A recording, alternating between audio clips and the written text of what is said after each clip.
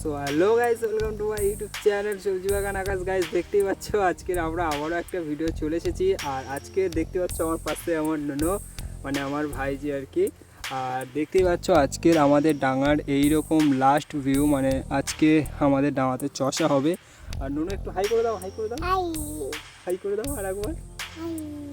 আর ভাই এই ডাঙাটা আজকের আমরা এখানে চষে দেবো, একটু পরেই আমাদের আসছে ট্রাক্টর।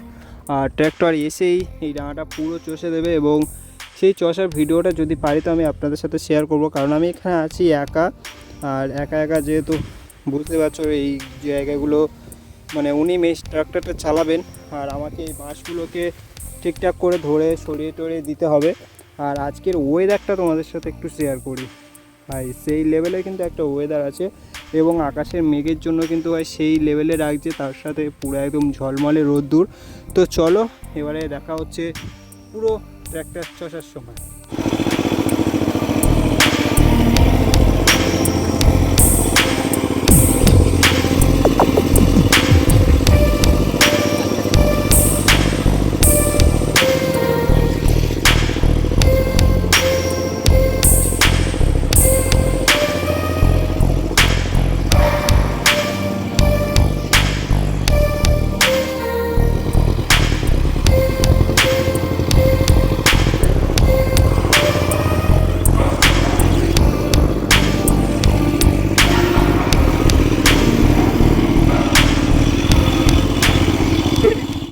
সো গাইস এখন আমরা চলে এসেছি পুরো ট্রাক্টর চষার পরে।